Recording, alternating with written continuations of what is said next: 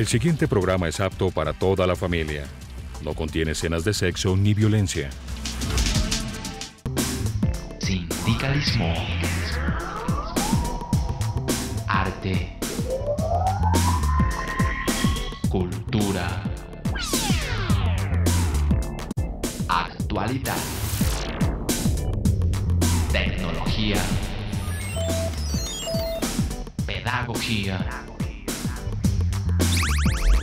Educación. Las expresiones de vida con que se construye Colombia tienen un punto semanal de encuentro.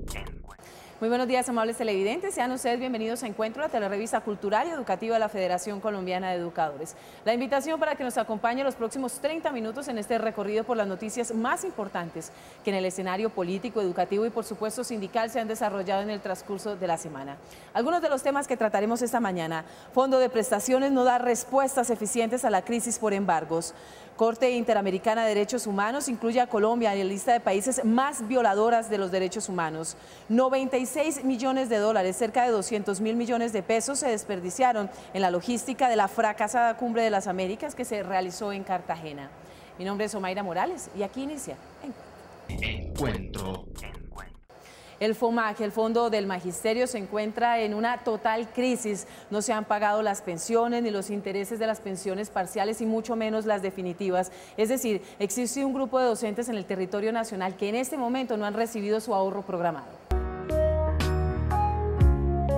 La fiduciaria La Previsora, que administra el Fondo de Prestaciones Sociales del Magisterio, continuamente excede los términos para el reconocimiento y pago de diferentes prestaciones, pero en los últimos meses, debido al embargo de los recursos económicos, ese incumplimiento ha llegado a un punto inaguantable por parte de los educadores, quienes confían en los desembolsos oportunos para cancelar sus obligaciones. El problema con el pago a los maestros pensionados, que estuvo atrasado varios días y semanas incluso, está a punto de terminar su resolución, es decir, que han venido siendo pagados los pensionados con recursos adicionales que se consiguieron porque todavía siguen embargadas cuentas de la previsora que se encargan de estos pagos. Este problema de los pensionados está más o menos resuelto, pero el tema de los pagos de intereses a las cesantías, de cesantías represadas, etcétera, no está resuelto. Y la información que tenemos es que todavía están congeladas las cuentas de las cuales se sacan los recursos para hacer estos pagos. Ante la falta de un plan de contingencia serio para enfrentar las medidas cautelares de los jueces, FECODE solicitó a los entes de control que investiguen lo que está sucediendo en el FOMAC.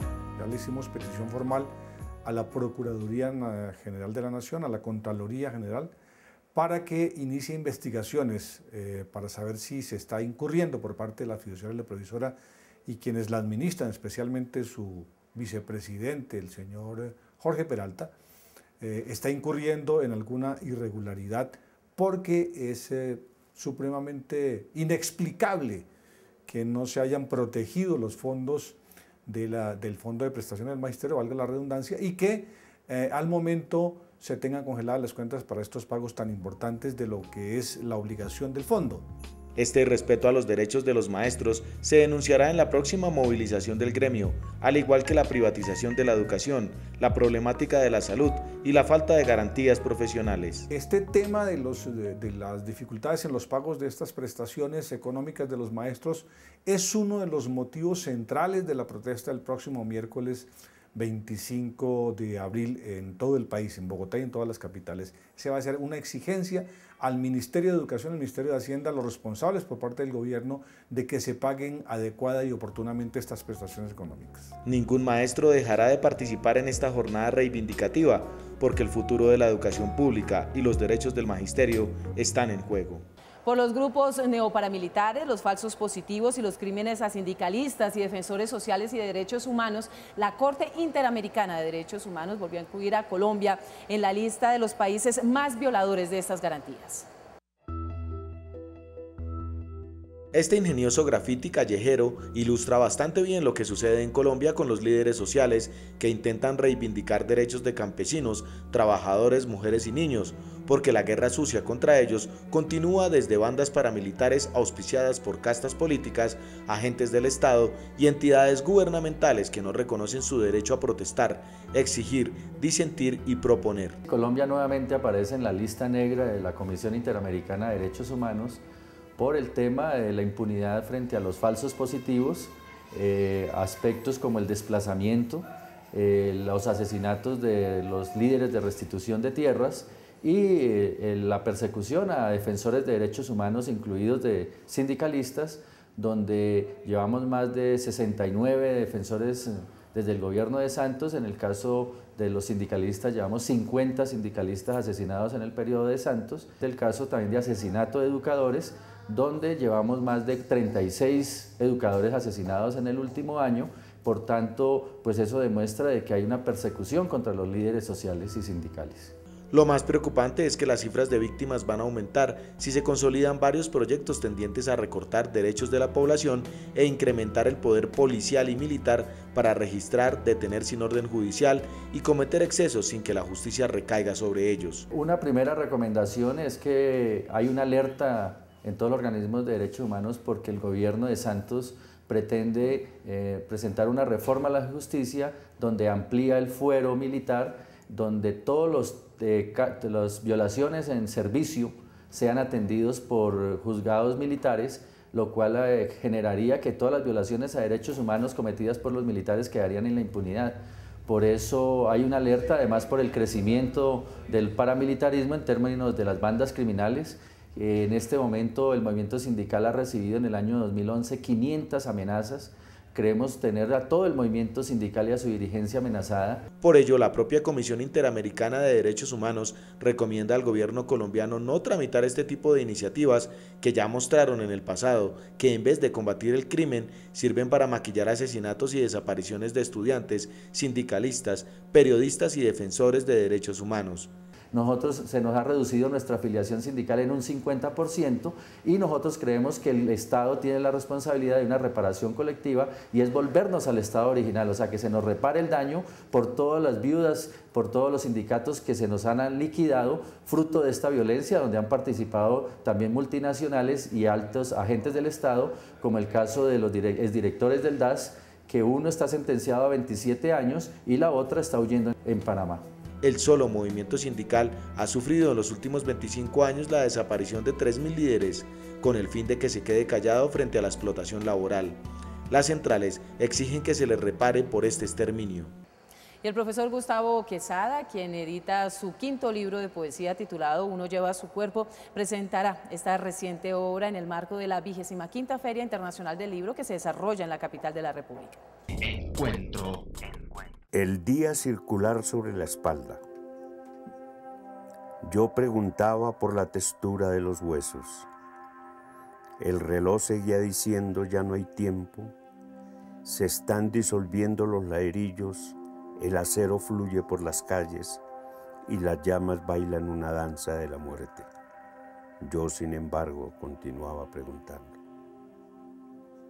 Cada libro y cada poema pretende tener alguna novedad, pero si de algo se tratara, es esencialmente un intento de la máxima economía de palabras y hacer girar el poema, más que en las palabras, en las imágenes que ellas suscitan. Uno lleva su cuerpo, lo estruja, lo macera, lo suaviza en aromas, lo templa en sol, en lluvia. A veces quisiera dejarlo abandonado, pues se gasta el infiel como se gastan las camisas. Otro día lo sublima para rozar muy suavemente lo que anhela un tenue roce. Pero entonces, ¿cómo hacer que permanezca?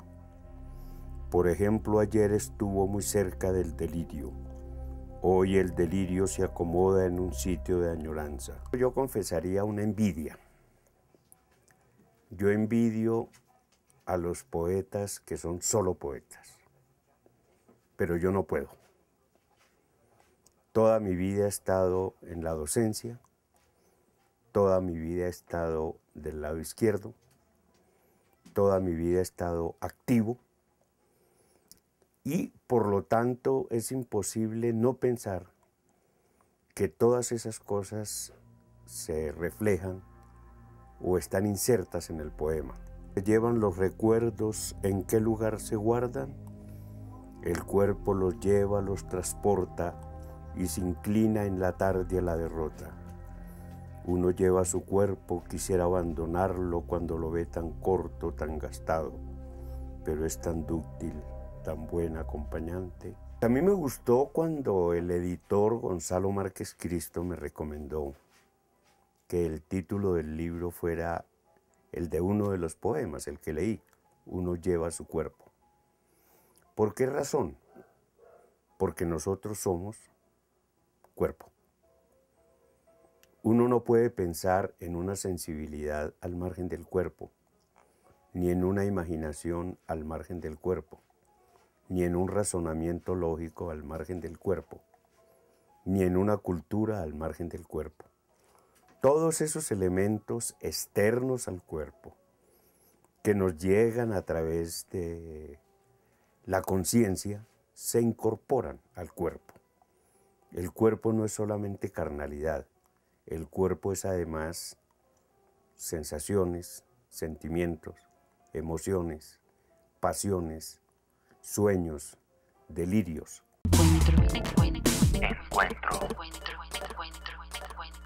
En el marco de la 25ª Feria Internacional del Libro de Bogotá, la revista Educación y Cultura de FECODE invita al panel ¿Qué hacer frente a la crisis de la universidad?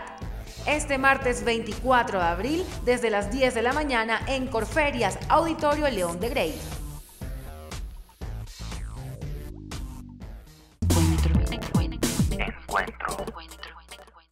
Y a esta hora la profesora Berta Rey Castelblanco, secretaria de Asuntos para la Mujer, la Infancia y la Juventud de la Federación Colombiana de Educadores, le habla al Magisterio Colombiano.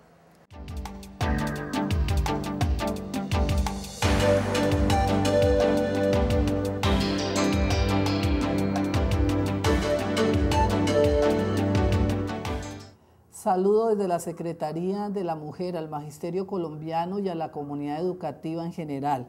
Este saludo está acompañado de una declaración de alerta máxima debido a la delicada situación que atraviesa el Fondo Nacional de Prestaciones Sociales del Magisterio y que coloca en grave peligro nuestros derechos. Si el Gobierno Nacional, en cabeza del presidente Santos y de la ministra María Fernanda Ocampo, no toman las medidas concretas que impidan el desmantelamiento del fondo, hoy en manos de abogados y jueces que tienen en grave peligro 1 billón de pesos, la mitad de los cuales se han cancelado en ejecutivos fraudulentos y la otra mitad correspondiente a los procesos que están en curso.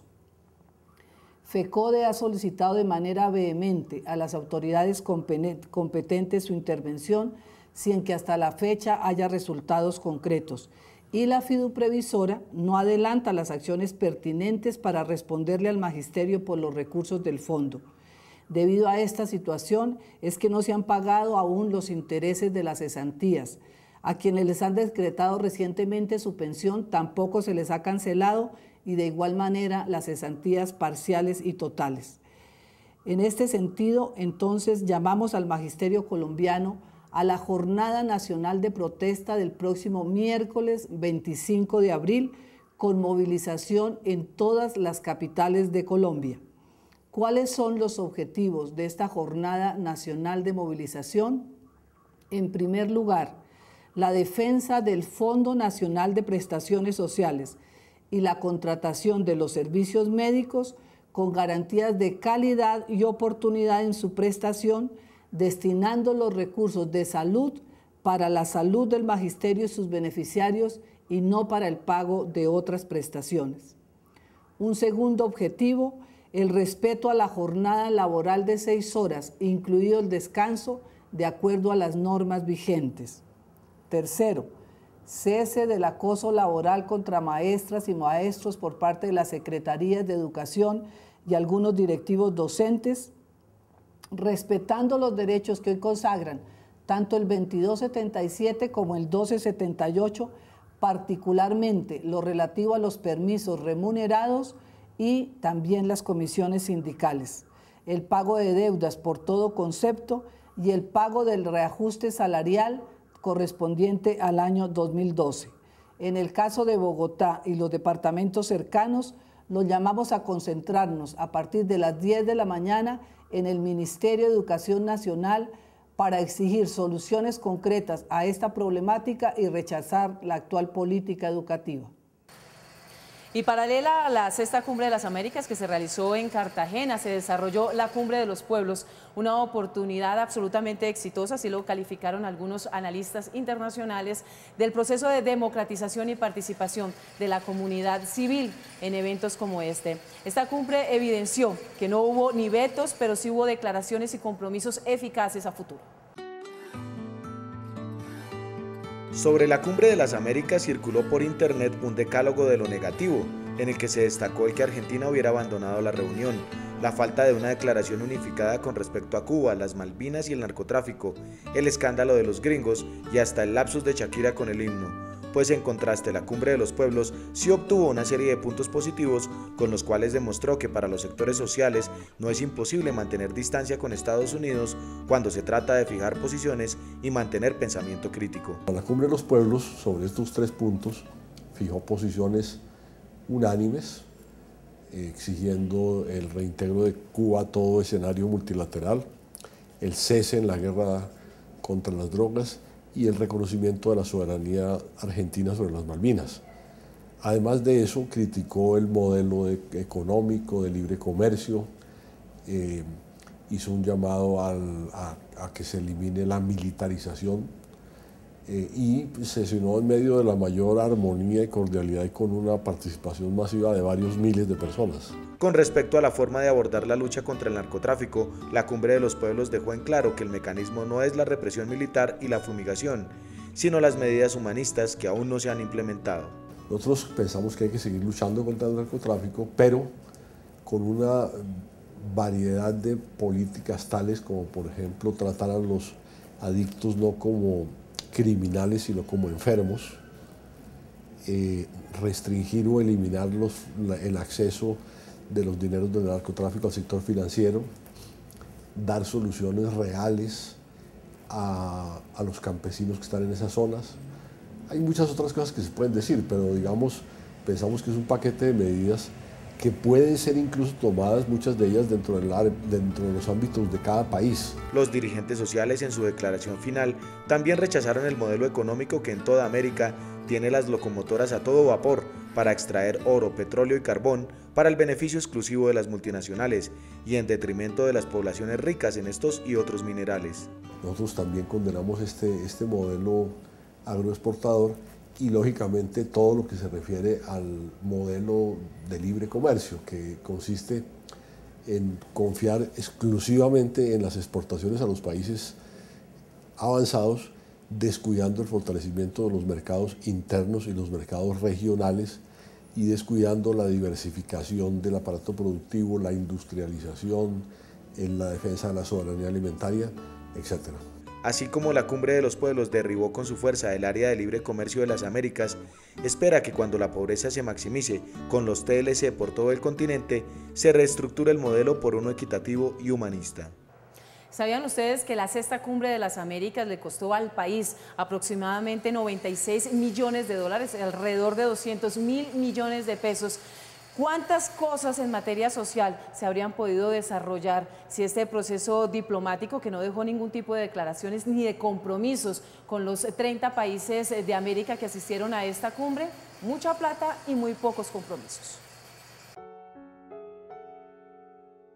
En los altos índices de corrupción, peculados, inequidad en la distribución de la riqueza, la pobreza absoluta, la población infantil que vive con una sola comida diaria, la ola invernal que acaba con viviendas y el futuro de miles de familias, las escuelas que se caen por falta de recursos, ninguno de esos argumentos se tuvieron en cuenta cuando de lanzar la casa por la ventana para realizar la sexta cumbre de las Américas en Cartagena se trató. Fueron cerca de 96 millones de dólares, es decir, cerca de unos 200.000 millones de pesos, los que se fueron como el agua, mostrando una ciudad próspera, sin indigentes, sin hambre y segura, que no dejó ver cómo es realmente, pues previo al arribo de los 30 presidentes del continente, estos fueron trasladados e invisibilizados para retornar como si nada hubiese pasado. Los costos de la cumbre se puede decir que son excesivos en la medida en que la quinta cumbre que se llevó a cabo en Trinidad y Tobago costó solamente 7 millones de dólares. No sabemos el costo total de esta cumbre, se especula que son mínimo 30 millones, se habla de 96 millones, pero lo que es un hecho es que sea la cifra que sea, es excesiva si se piensa que este es un país en donde los recursos son escasos. Si hubieran resultado de las negociaciones o si hubieran habido buenos resultados, la plata eventualmente se puede justificar, pero tanta inversión para unos resultados tan pobres de la sexta cumbre realmente deja mucho que desear. Al fracaso de la cumbre hay que sumarle el despilfarro con las innumerables atenciones a las primeras damas que vinieron a pasear y a recibir un bolso exclusivo de Silvia Cherasi que sumó al presupuesto descontrolado. Hay costos que definitivamente habría que revisar al detalle. Parece que es excesivo los costos de carteras. Hay quien sitúa el regalo de las primeras damas en 1.200.000 pesos y hay cifras un poco más altas que parten del principio de que son alrededor de 3.500.000 pesos cada cartera. Realmente son souvenirs necesarios dentro de la diplomacia, pero si miramos que se pueden regalar cosas típicas compradas a los artesanos de la sierra, seguramente que esto hubiera podido salir mucho más barato. Es solamente un ejemplo de las cosas que se gastaron o de la forma como se gasta dinero en esta cumbre. Colombia se ha convertido en un verdadero sofisma distractor cuando de ocultar realidades se trata. Con los 96 millones de dólares, ¿cuántos niños y adultos mayores habrían garantizado su alimento? ¿Cuántos desplazados garantizada su vivienda? ¿Cuántas calles pavimentadas se habrían desarrollado? ¿Cuántas escuelas reconstruidas? ¿Cuántos hospitales habrían recibido un aliento? Y así la lista sería eterna. Una plática mal invertida mientras la población vive en medio de la crisis social. Encuentro. En el marco de la 25ª Feria Internacional del Libro de Bogotá, la revista Educación y Cultura de FECODE invita al panel ¿Qué hacer frente a la crisis de la universidad? Este martes 24 de abril, desde las 10 de la mañana, en Corferias, Auditorio León de Grey.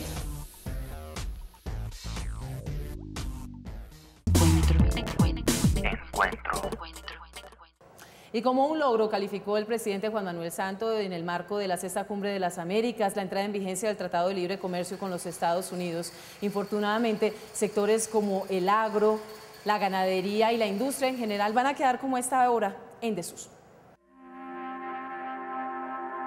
Desde enero del 2011, en el discurso de la Unión, el presidente Barack Obama había trazado toda una estrategia para sacar de la crisis económica a su país, incrementando las exportaciones, y el Tratado de Libre Comercio con Colombia era la salida más próspera para ellos y que les permitiría que sectores de remanufacturas invadieran al país, sacrificaran nuestra economía, pero eso sí, el imperio sobrevive. Y este tratado hay que entenderlo de esa manera. Este es un tratado de los Estados Unidos, para los Estados Unidos, a la medida de los Estados Unidos, en el marco de la arquitectura de los tratados de Estados Unidos de Norteamérica.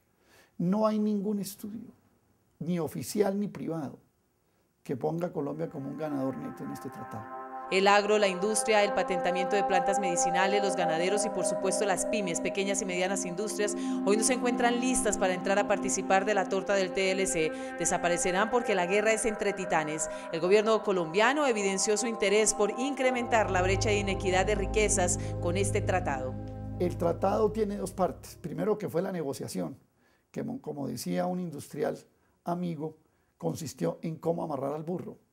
Y la segunda parte, que es en la que se acaba de terminar, que es la implementación de las leyes correspondientes, que es cómo soltarle el tigre al burro amarrado. Ese es el tratado. Y yo pienso que con eso queda resuelto todas las condiciones de iniquidad en las que fue negociado el tratado. Estados Unidos realmente mantuvo todas sus fortalezas en materia de subsidios, en materia de políticas fitosanitarias, en materia de prestación de servicios, incluyendo la educación como negocio. Luego de reconocer en diferentes escenarios que el Tratado de Libre Comercio traería ganancias a Colombia, en la Sexta Cumbre de las Américas dijo que como habría ganadores, también habría perdedores. Lo que no dijo claramente es que, como dijera Aurelio Suárez, esta es una guerra entre David y Goliat, y recuerden que en la cita bíblica solo hay un ganador. Como ya es tradicional, el profesor Cené Niño Avendaño, presidente de la Federación Colombiana de Educadores, nos editorializa nuestro espacio de hoy.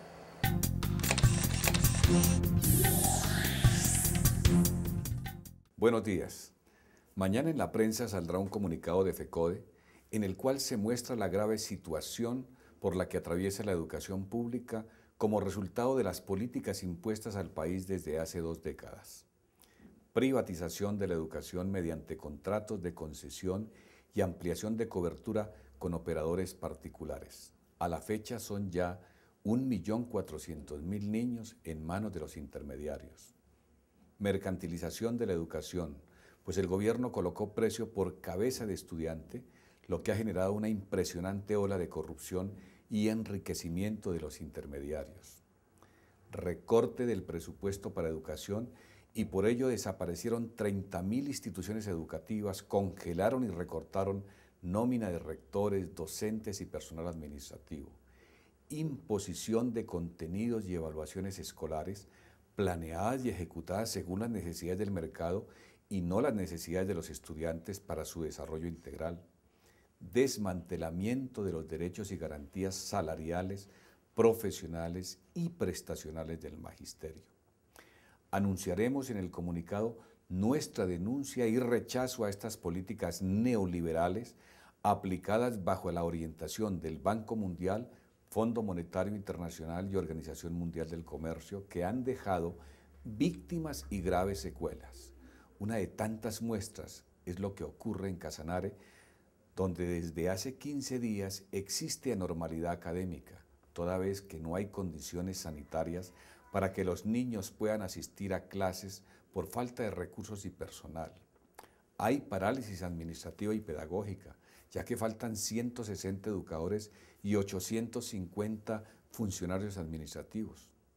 La Nación, y en particular el Ministerio de Educación, no quiere asumir estos y otros costos que en el pasado fueron pagados con recursos de las regalías hoy inexistentes para ese ente territorial.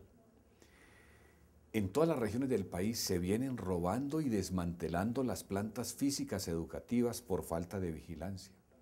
El último de los robos que ha conocido FECODE ocurrió en la Semana Santa en Soledad, Atlántico.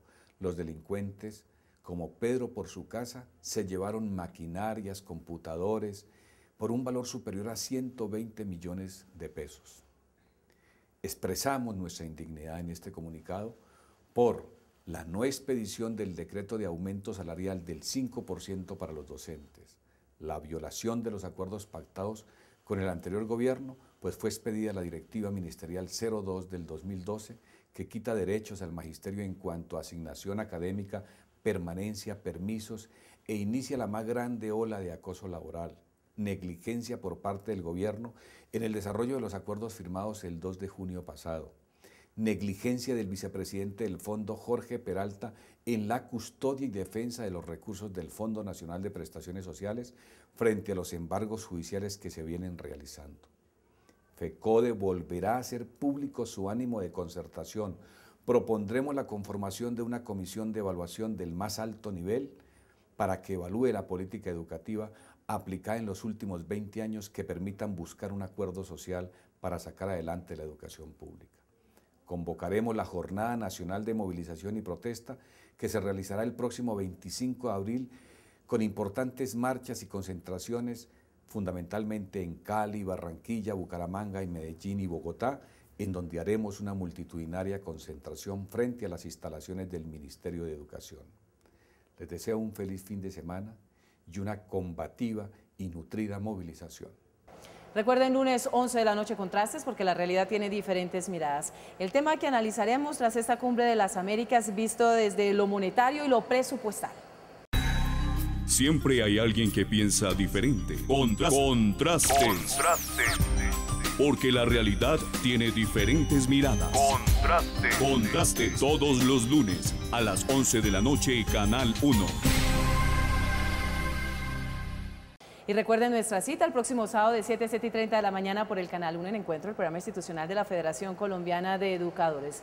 Si quieren tener más información de la Federación, tienen 3 caminos. El primero, la página web www.fecode.edu.co, el canal en YouTube titulado Fecode o en la radio revista que se transmite inmediatamente termina Encuentro a través de Colmundo Radio. Por ahora los dejamos con el proyecto Voces Cívicas de la Federación Colombiana de Educadores y el sindicato de la AFT. Allí los líderes sociales y sindicales tienen una oportunidad para ser protagonistas. Que tengan un feliz resto de día. Salud. La calidad de vida de mi familia.